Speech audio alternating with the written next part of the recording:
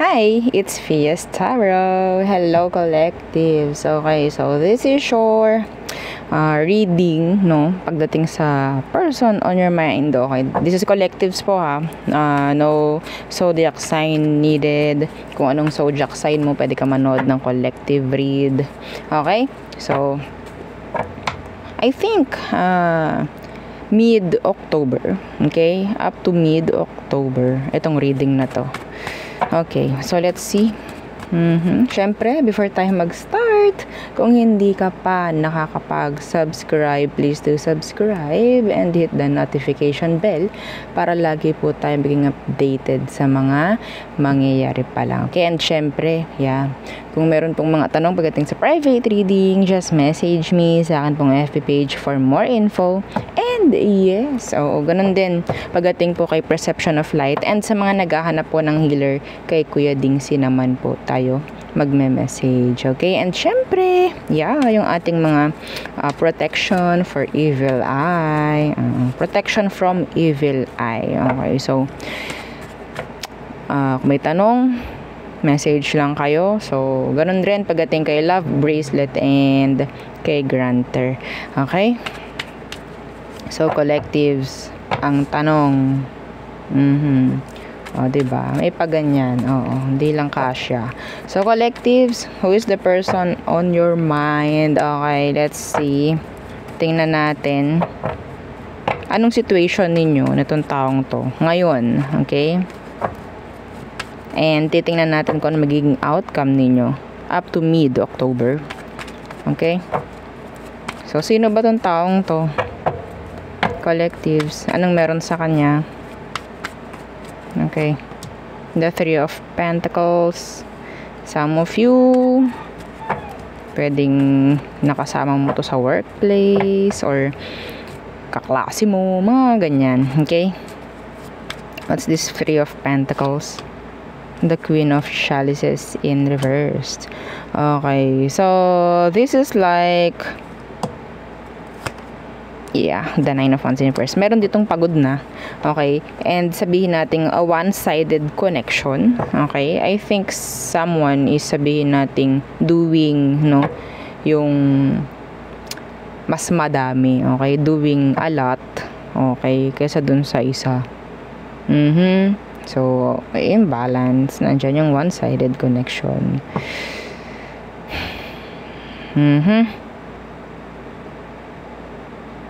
Okay, ito ang nakuha ko pa pagdating dito sa person na to, yung love na naipapakita niya if ever you're in a relationship with this person.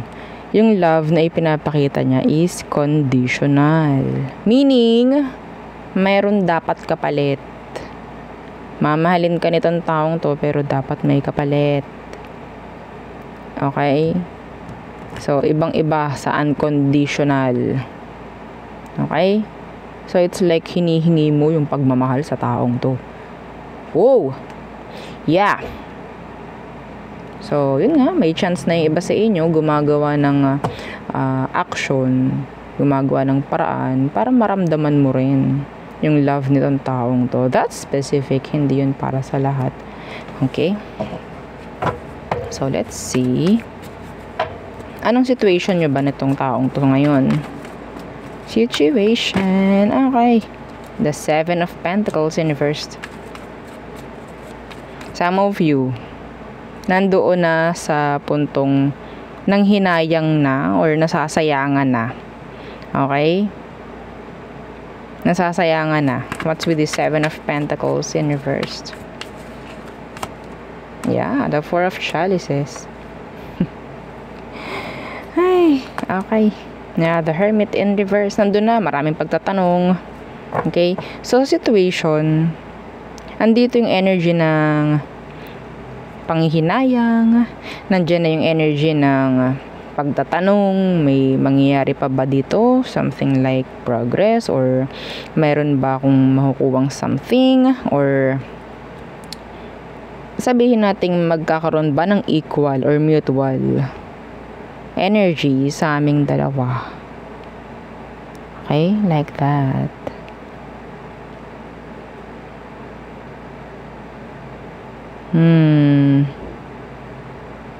Okay. So, let's see. What is there? True emotion. So, okay. Anong emosyon ng taong to ngayon? Hindi ko alam kung ano nangyari. Gusto kong makita muna kung ano bang nangyari sa past. Ano bang nangyari sa past ninyo? Anong nangyari? Ano ang nangyari? Yeah, the Three of Wands in reversed. Meron ditong parang lagi lang parang walang pakialam. Nandyan na yung may sumuko dito. Okay? Lagi na lang parang hindi alam kung anong patutunguhan. Parang ganyan. Three of Wands. A lot of threes. Okay? So, may chance na iba sa inyo merong mga something na nakakasira sa union. Okay? I don't want to say third party pero yeah, energy ng third party. So, papalawakin natin yung energy ng third party. So, for me, every time na third party yung nababanggit, okay? So, ang isipin natin is energy na nakakasira sa union. Okay? Sa samahan ninyong dalawa. So, Three of Wands in reversed. Yeah. The Three of Swords. Okay? So, some of you, literal na third party, another person involved. Okay? Kaya hindi maibigay yung sabihin nating energy ng equal, mutual, no? Sa inyong dalawa. Okay. Some of you, meron ditong on-off, on-off. Magkakabalikan kayo pero parang walang nangyayari. Okay? Nakakapagod yung sitwasyon. Maraming napagod. Marami. Okay? Tingnan natin anong next action nito. Or no lang. Emosyon. Okay. Anong emosyon niya for you? Current emotion for you collectives nitong taong to. Yeah, the Sun in reversed. Unsure. Okay, uncertain. Or sabihin natin unclear. Some of them, they're a liar. A big liar. The Sun in the reversed. Alam mo, okay, collectives. Minsan yung dahilan ng taong to kaya siya hindi nagiging magaling or maganda na kakonect. It's because of some of them is may trauma rin, okay? Na pwedeng nakaka-apekto sa kanila sa pakikipag-connect. Kung anong maybe kinalakihan nila, kung anong nakita nila, pwedeng ginagaya nila yun, parang ganyan. Okay? Yung mentalidad ng taong to, yung pwedeng dahilan kaya nakaka-apekto rin or naapektuhan siya. Okay? Emotion, the Sun in reversed. Confused. Nandyan rin yung confusion. Why? Why the Sun in reverse? Some of them, they're sad. Actually, they're sad. So, nandyan yung pwedeng kukuha at kukuha ito ng mga energy na pwedeng mag-uplift, no? Sa energy niya. Yeah, see, the Emperor. Yeah. The Star in reversed. The Seven of Swords. Okay? Some of you, energy is pwedeng sa past nanggagaling yung kung ano man yung mga ipinapakita nito. There's trauma. Okay? There's trauma na pwedeng nakaka-apekto sa pag-uugali ng taong to. Okay? On how they deal with relationship or connection. Okay? Some of them, talagang pinapakita nito na they're strong. Pero deep inside, they're broken. Yeah. They are broken. And yeah, hindi nila pinipili na mag-heal from a trauma or what. Okay? So, nakaka-apekto sa inyong dalawa kung ano man yung meron. Okay? Feeling strong to, actually, pero sa totoo lang, wala. Okay? Tingnan natin. Next action ng taong to. Andyan yung manipulation po, ha? Pagdating sa emosyon niya. They're manipulating you. Anong next action nito? Okay, the Star. Next action is the Star. And why the Star? What's with that? The Chariot. Ten of Swords. Oh, nakakatuwa. Oo, itong nakikita kong next action niya. Okay, Death and the Wheel of Fortune. This is talking about sabihin nating energy ng changes. This is nice though. Okay, the Star, the Chariot. This is having progress. Kung anong meron sa inyo.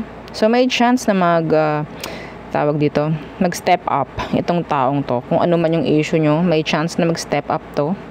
Okay, hanggang mid-October po, ha? Okay? So, ayokong gumawa muna ng timeless because for me, timeless is useless. Okay?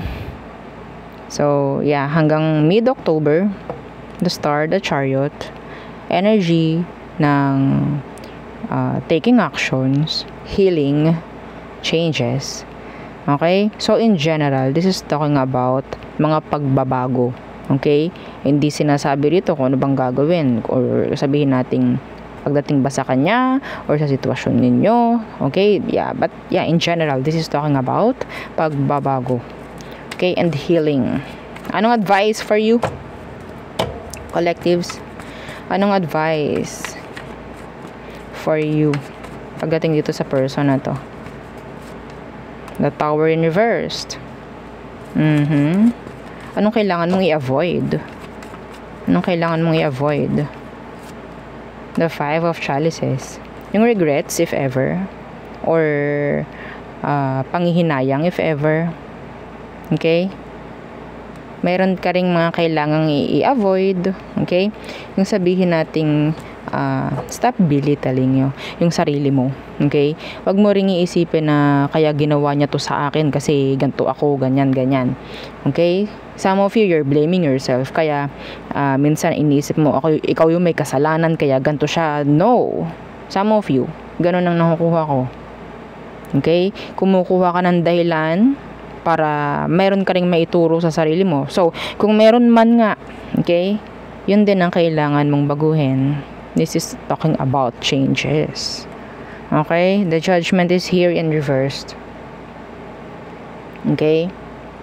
This is taking breaks from a cycle, repetitive, na kung ano man ang mga nangyari sa inyo. Like, yeah, mayroong kailangan i-end yung mga paulit-ulit na nangyari. Okay? Paulit-ulit na mga nangyari. Yeah, the Devil in reversed. See? Avoiding negativities. Okay? Avoiding blaming yourself. Kaya to nangyari. Okay? So, we don't have to focus on negativities. Okay? Hindi mo rin kailangan mag-focus sa mga nasayang or what. Yeah. Some of you, okay, babalik ito or sabihin nating makikipag-ayos ito kapag nakikita rin niya sa sarili mo na meron kang binabago. Okay? Yeah. Kapag nakikita ng taong tong hindi ka nanghihinayang sa kanya. Yeah. Okay? So, yes, meron kang ginawa dito sa taong to. Alat. Ang nakukuha ko, alat. Ang dami. So, huwag ka manghinayang sa mga ginawa mo. Tapos, hindi ka minahal or whatsoever. Hindi niya ginawa yung responsibility niya. Huwag ka manghinayang. Gusto mo yun eh. Okay? Ginawa mo yun. Gusto mo yun. Sign yun ng love. Okay? Hindi yun mali. Ang mali lang is, sabihin nating, kumukuha ka pa rin ng dahilan para may maituro kang dahilan sa sarili mo. Kaya minsan hindi tayo ginugusto or nilalayuan tayo or niloloko tayo. Okay? Marami lang talaga na hindi marunong tumingin or hindi marunong makontento. Okay? Yun ang nakukuha ko. Stop blaming yourself. Okay? Avoid nyo yung parang, hayaan ko na tong sarili ko. Hindi na ako Sabi natin mag-grow, ayoko na, ganto ganyan. Madidepress na lang ako. Parang ganon, stop it. Okay? That's BS. Okay?